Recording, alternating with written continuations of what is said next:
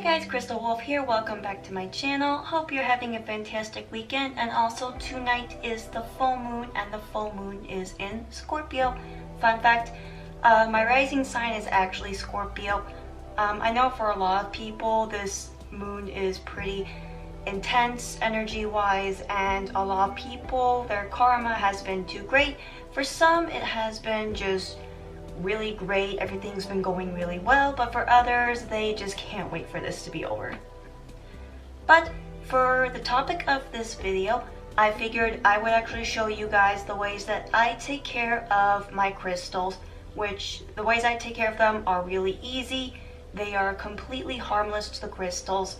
And the reason why I want to do this video is because when a lot of people talk to me about crystals, the main topic that comes up is that they don't know how to take care of their crystals, and they didn't even know that you actually need to take care of your crystals.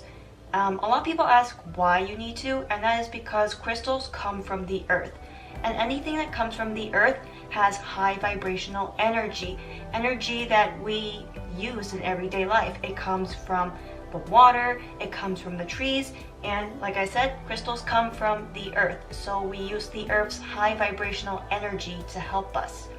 A lot of people also use crystals for healing, for spells, and for pretty much a lot of uses in life. But in this video, I'm going to be showing you the ways that I charge them and I cleanse them.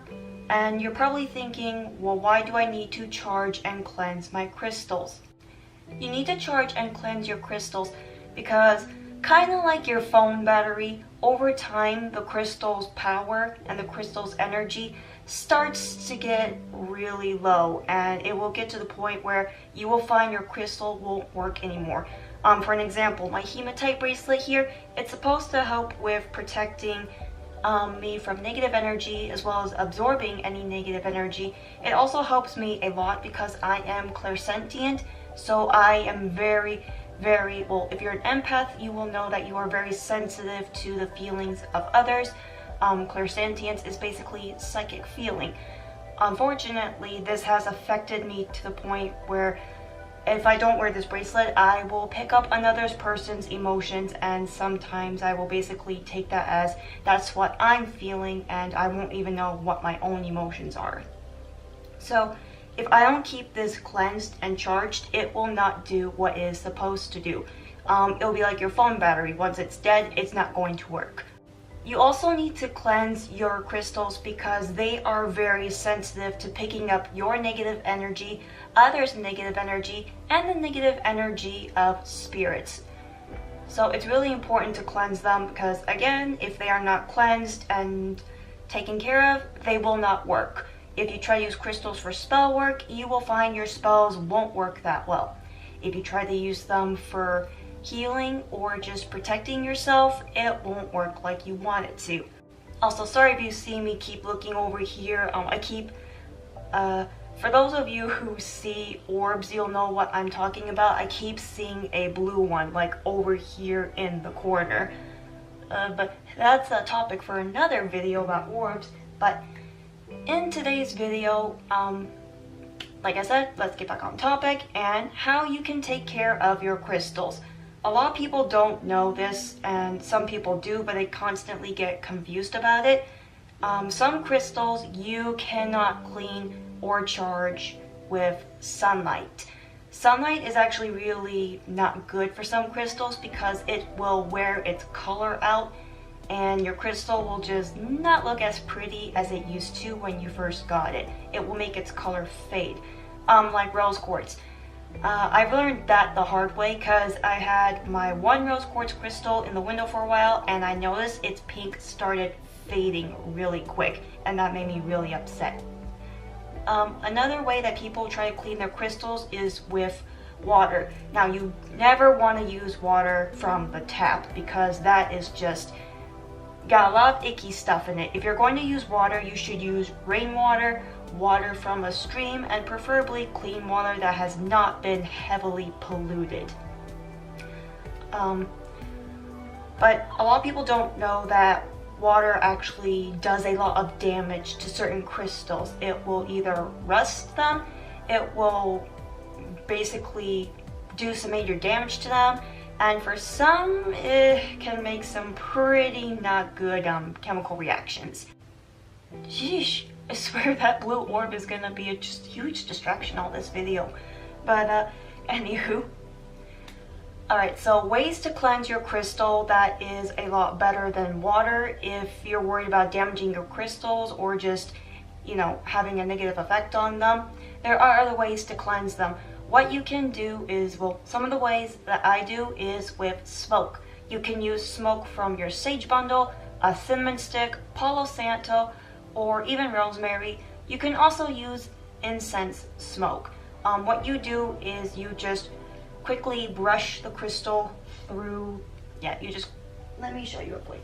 Just quickly, you would run the crystal through the smoke. You don't have to like leave it over for a long time, just a quick run through, and then that would do its job. You can also use sound. You can't just use any music. Like for me, I like to listen to a lot of rock and metal music. And no, that's not the music you want to have playing to clean your crystals. You're going to want high vibrational type music. So the best music I would recommend is bells, or if you have song bowls, that will work. I know there are song bowls that are metal and some made from selenite crystals. Whichever bowl you can get or want to get, I would go with that.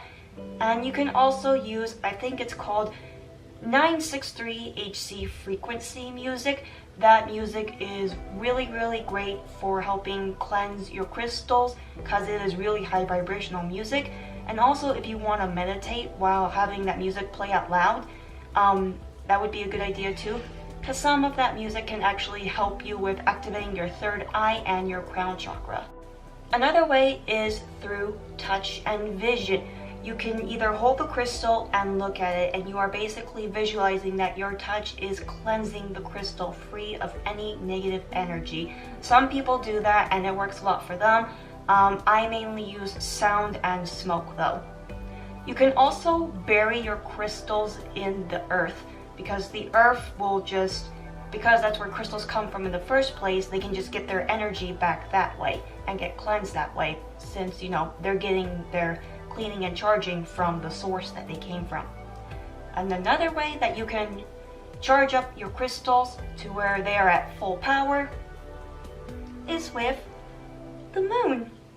Again, it is full moon time, so what you want to do is find a windowsill or a window area basically where it will get the most moonlight, and you're going to want to put all of your crystals there to where they will get direct contact with the moonlight so they can get their charging.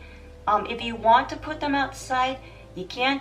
I just recommend you put them in an all clear container to where they will be safe, as a just in case somebody might try to take them.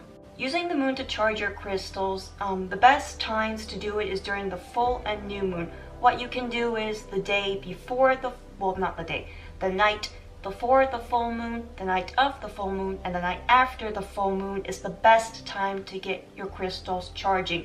Again, this is the same with the new moon. The night of, the night before, and the night after the new moon is the best time to really charge your crystals. So you're really going to want to keep track of the moon phases. Moonlight is also a lot more gentle, and I find it to be a lot more powerful with charging your crystals than sunlight. Because like I said earlier in the video, sunlight is very harsh and it can make a lot of your crystals just fade in their color. But these are just the ways that I take care of my crystals. They may not work for everybody, you know. Everyone has their way of doing things, and that's how it's supposed to be. You know, each journey is supposed to be different to each individual. But if you want to try these tricks and tips that I use for my crystals, then by all means, I hope they help you guys out a lot. And if not, well, hopefully you will be able to find something that will work better for you. Also, another way that you can charge up your crystals is with selenite and carnelian crystals. You can either surround them around the tower that I have here, or if you have a little slab or plate of selenite, or even a flat big enough selenite wand to hold a lot of crystals, you can do that. With carnelian though, you're gonna want a lot, like a bed of carnelian, or basically a really big hunk of carnelian, enough to hold a lot of your crystals, so that way they can get the charge that they need. Okay, well, that blue orb is not gonna go anytime soon, and that's about all I have for this video. If you guys liked the video, then leave a like, subscribe to my channel. Also, when I do my next pick a card reading, and this is why I really say subscribe to my channel now while you can, when I do my next pick a card reading, I'm going to involve my runes in that one. So if you want to get both a reading with the cards and with runes, then you're definitely going to want to, keep an eye on my channel for that. Well, like I said, hope this video was helpful to you guys, and I hope you all enjoy the full moon and just get a lot of great things coming your way. So I'll see you guys in the next video. Bye!